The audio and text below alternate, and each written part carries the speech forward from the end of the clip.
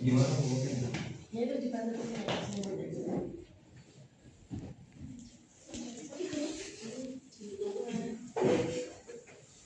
Misalnya ini ditemukan korban X ya, kita tidak tahu identitas korban X ini, korban X laki. Nah posisinya, kalau misalnya dia posisinya aman, sadar ya, kalau misalnya sadar langsung direspon, Pak. Nah, responnya nggak perlu, aku nyari nggak apa-apa, Pak. Nah dia respon, matanya respon ke penanya. Nah berarti dia aman. Kalau sudah aman maka kita kembali lagi ke pengkajian yang initial assessment ya, sampelnya ditanyakan. Nah kalau pasien dia sadar, kalau ada yang nyeri, kalau ini kan posisinya sempurna, ya supaya sempurna. Kalau ada yang nyeri biasanya tangannya mengalokasikan ya, nyeri dan seterusnya. Nah kalau posisinya pasien nekuk, misalnya ya nekuk, terus miring, nah kakinya nekuk, dicek dulu kakinya ini terjadi fraktur atau tidak. Kalau terjadi fraktur maka jangan digerakkan. Ya, jadi nanti minta tolong oleh petugas, kan kita tetap telepon ya sesuai dengan yang di pre-hospital. Nah, jadi jangan digerakkan. Tetap kita adalah ke RW-nya, gitu. Nah dicek. Terus yang pertama, kalau pasiennya sadar aman, nah pernafasannya aman, ini dadanya kan kalau orang sakit itu kan empat ya, aman, oke aman. Berarti tetap harus diamankan dulu dari orang sekitar. Nah sekarang konsepnya adalah korban ini tidak sadar, tidak sadar, direspon tidak ada. Nah, kita nggak tahu posisinya ini. Nah yang penting RW-nya, tidak sadar. Minimal kalau di pelipis ini dia mengalami luka robek, nah segini, dia mengalami perdarahan. Perdarahannya tidak hanya perdarahan terus kering, tapi muncul terus mengalir ya. Yang pertama kali kita adalah dilakukannya dep dulu, dep. Nah baik itu pakai kainnya, sobek di dep. Nah berarti ini adalah tanda minimal dia mengalami resiko cedera. Ya, kalau tadi ada resiko cedera maka tidak boleh dilakukan head maka pembuka jalan nafasnya menggunakan jotras. Jotras kan tiga ini ya, tiga jari. Nah, di sini kan ada tulang mandibula ya. Nah ini tuh menekan. Jadi tidak hanya megang tapi menekan. Seperti kaki ayam loh. Begini terus sampai maksimal. Terus yang dua ini membuka nafas. Nah, kalau pasien tidak sadar kan sulit ya, tetap paksa sampai terbuka, terus lidahnya jangan sampai menutupi jalan nafasnya. Nah, nanti akan timbul tadi suara ngorok. Nah, kan akan terdengar. Oh, kalau ada suara ngorok berarti cepat-cepat harus dilakukan jalan nafas di jotas. Nah, nanti untuk menahan lidah boleh menggunakan alat sekitar untuk menahan. Jadi giginya nahan. Alat itu untuk lidahnya tidak jatuh. Gitu ya. Kalau misalnya tidak sadar tapi tidak ada tanda-tanda risiko cedera, maka boleh diiringkan. Kalau dibuka, kemungkinan mungkin ada benda asing tadi ya, di cross pinjer spot. Nah, pada saat pembersihan ini semua rongga dibersihkan sampai pasiennya merasa risih ya. Kalau pasien risih ada benda asing di rongga itu kan batuk-batuk, risih, geli dan lain sebagainya. Nah, sampai bersih. Baik itu tidak ada mungkin hanya kotoran darah sekecil pun harus dibersihkan. Nah, selain ada luka robek, nah salah keduanya tanda pasien ini mengalami resiko cedera kepala, resiko cedera servikal ada keluar darah dari telinga dan hidung atau salah satunya. Meskipun hanya darahnya sudah mengering, menggumpal di daun-daun telinga atau di hidungnya depan, itu sudah menjadi resiko cedera kepala. Tadi ya tidak perlu dilakukan hetil chimli, kan dilakukannya jotras. Nah, itu saja. Nah, kalau misalnya pasien ini menggunakan helm, ya, kan ada yang namanya neck collar. Pastinya kan neck collar. Kalau kita sendiri tetap dilakukan jotras, terus helmnya dilepas, klep dulu. Nah, kalau kuat satu tangan, maka neck collarnya dimasukkan, helmnya dilepas baru dikaitkan. Kalau menolong ada dua, yang satunya jotras, satunya lepas helm, satunya pasang neck collar, gitu ya. Kalau ada neck collar kan berarti sudah ada bantuan medis datang. Kalau tidak ada ini, sampai gini terus dibuka. Nah, sampai ditekan terus sampai dengan tangan. Itu dengan tanpa alat ya, tanpa alat. Kita hetil, chin lift, sampai dibuka. Tapi kalau jotras bener-bener. Kalau sadar tuh sakit ya. Kalau nggak sadar biarkan saja, tekan. Nah, sampai maksimal seperti ini. Oke ya. Sampai sini ada yang ditanyakan dulu. Kalau kan tadi buka helm ya, kalau helmnya full face gimana? Kalau helmnya full face gimana? Helmnya tetap dilepas. Itu kan Tapi tetap dijotras terus. Jadi satu-satu. Kan nggak mesti digaji kan? Tetap dilepas, tapi pelan-pelan. Jadi posisinya tetap kepalanya ke atas terus. Ya dijotras satu tangan atau dua tangan. Begitu. Misal posisinya pasien jatuh, bluk ya, terus tengkurap. Nah, kan tidak suka ini tengkurap. Nah, semua korban yang jatuh dari ketinggian atau kecelakaan itu biasanya resiko kepalanya tinggi.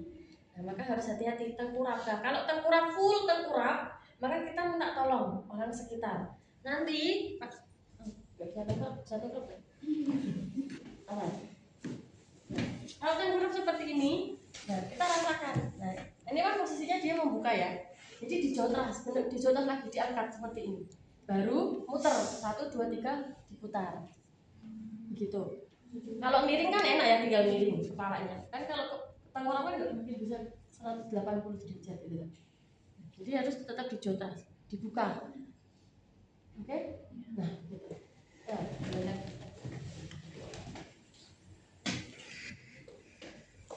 itu adalah tanpa alat. Kalau dengan alat, pasien datang, korban datang, dan ini datang, nah kita lihat bahwa pasiennya masih kesakitan, ya, kesakitan. Terus ada suara ngorok. Nah yang pertama kali kita lihat adalah lidahnya dulu. Lidahnya bagaimana? Kalau lidahnya nggak bisa, maka kita menggunakan mau tidak mau harus ditekan, baru dipasang tadi opa. Biasanya nggak ada opa, dipasang opa langsung, baru dilakukan suction. Nah, pada saat melakukan suction ya, dicari kotoran yang paling banyak dulu, baik itu di hidung maupun di mulut. Nah, kalau sudah masuk, dibersihkan dulu sampai selang ini warnanya jernih. Jangan ada kuning-kuning, hijau-hijau baru dimasukkan lagi ya. Karena pasien bisa merasakan korban itu ya. Itu secara moralnya betul ya. Jadi dibersihkan, benar-benar dibersihkan. Lalu dicuci sampai bening lagi, baru masuk baik itu hidung maupun mulut. Jadi tidak boleh habis mulut langsung hidung atau mulut. Jadi tetap dibersihkan. Oke, begitu. Misalnya tetap nggak bisa dipasang opa, sudah disuction, tetap SPO-nya menurun ya. Nah, maka kita lihat dulu normal ampatinya ya. Jadi kita harus siap-siap melakukan intubasi. Seperti prosesnya seperti intubasi, materi intubasi. Begitu. Nah, kalau pada saat sudah suction SPO-nya sudah 93, 94, 95, maka dipasang oksigen langsung melalui opanya atau melalui hidung. Begitu. Oke? Nah, itu jalan nafas. Nah, masing-masing korban itu berbeda ya. Tidak seperti teorinya segini aman, tidak. Pasti ada pasien yang ngamuk nggak jelas, terus diberikan tindakan nggak mau, cemas, panik dan seterusnya. Nah itu tadi ya materi sebelumnya, ada yang namanya delirium yang menimbulkan agitasi tadi, ngamuk nggak jelas. Nah maka dilakukan sedasi, tidur langsung berikan obat saja. Kalau ternyata diberikan sedasi nggak tidur, oh berarti pasien atau korban ini memiliki riwayat konsumsi alkohol yang tinggi. Nggak tidur selama 3 menit, nggak tidur langsung ditali. Atau nama lainnya adalah fiksasi fisik, restrain. Nah tahu kan ya, ditali itu tali kaki, tangan ya, biar dia nggak apa-apa. Nanti dia tambah dosis sedasinya lagi, tidur, baru dilakukan tindakan. Kalau ngamuk nggak jelas, sedasi tidur. Oke ya. Nah kalau sudah sedasi, maka tadi sedasi itu efeknya tidur dan menurunkan ya kontraksinya. Jadi kita harus siap-siap ambibek atau diberikan selang oksigen. Oke ya, gitu jangan lupa. Wah kalau ngamuk nggak jelas tidur, guys. Itu kuncinya. Jadi kalau ngamuk nggak jelas jangan panik, tidur. Jadi sudah siap obat emergensinya tadi. Ya, masih ingat tahu obat emergensi yang semester lalu? Nah, itulah teman-temannya. Obat sedasi, ya, kalau sedasinya turun, tekanan darahnya langsung turun. Nah, obat apa yang diberikan? Itu harus masih ingat lah, gitu ya. Lagi silahkan bertanya. Udah tahu obatnya apa? Obat apa dulu? Yang obat sedasi. Obat sedasi contohnya 1 midazolam, 2 propofol, 3 diazepam, 4 ketamin, 5 Kita bikin ini boleh. boleh. Sedasi menidurkan ya? Menidurkan. Nah, kalau ketamin boleh, tetapi kalau untuk cedera kepala tidak disarankan karena ketamin itu memiliki efek meningkatkan kepala. Nah, kalau kita berikan ketamin dia akan melalui perdarahan. Jadi berikan milos boleh, diazepam boleh, propofol langsung masuk aja, mengamuk nggak apa. Karena itu salah satu cara untuk melakukan tindakan menyelamatkan korbannya. Nah, pemberiannya melalui intravena. Berarti kalau misalnya gawat darurat dipasang infus dulu? Iya, dipasang infus dong. Yang pertama kali kan tetap harus infus untuk cairannya. Jadi ini terpasang 3W sudah. Jadi kalau tiba-tiba pasang siring pump, pasang infus pump, nah tinggal disambungkan ke 3W. Maka pada saat korban gawat darurat itu kan tidak bisa sendiri ya. Seperti ini cuma ada yang ARB, breathing, sirkulasi, disability dan seterusnya.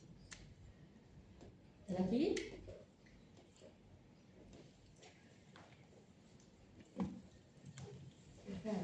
Ada lagi pertanyaan terkait jalan nafas? Kalau dia terjadi fraktur mandibula gimana? Fraktur mandibula kita tidak boleh dijotras lah. Kecil. Ada yang namanya head Oh. Kayak kotak merah itu ya? Iya, ya kotak merah apa namanya? Head apa? Apa ya? Yang kayak gabus itu loh. Ya, bagus bener apa ya? Oke, head mobilizer. Head mobilizer. Terus jalan nafasnya gimana? Kalau ditekan terus jalan Ya nafas kan dibuka aja, tidak perlu dijotras, dibuka terpasang popang. Jadi kan kalau jotras kan sambil buka, nah ini dibuka saja pasang. Tapi posisi kepalanya harus di head mobilizer, nggak boleh tergrip. Nah, fraktur mandibula itu kan ada yang tulangnya nonjol, ada yang ya nggak terlihat ya. Nah, apa yang kita tahu kalau itu terjadi fraktur mandibula? Secara inspeksi, pembengkakan. Tahu ya? Bengkak kebiruan berarti dia resiko fraktur atau sudah terjadi fraktur. Begitu. Nah, terus dilihat di inspeksi palpasi ya. Ternyata ada tulangnya yang patah. Nah, beda kalau misalnya habis olahraga kan ada bengkak memar ya, dipegang mendundul. Nah, berarti itu ototnya bukan tulangnya. Tapi itu pembengkakan, benar pembengkakan karena ada kesalahan, gitu ya, kesalahan mungkin geraknya atau terjadi dis apa ototnya dan lain sebagainya. Nah, itu nanti dikompres. Nah, kalau tulang kan kita lihat itu pasti ada tulangnya yang nongol gitu. Nah, apapun itu ya, kalau misalnya ada memar terus biru-biru dipegang dulu. Nah, itu apa ya namanya, otot atau tulang, jadi jangan langsung digerakkan. Lagi silakan.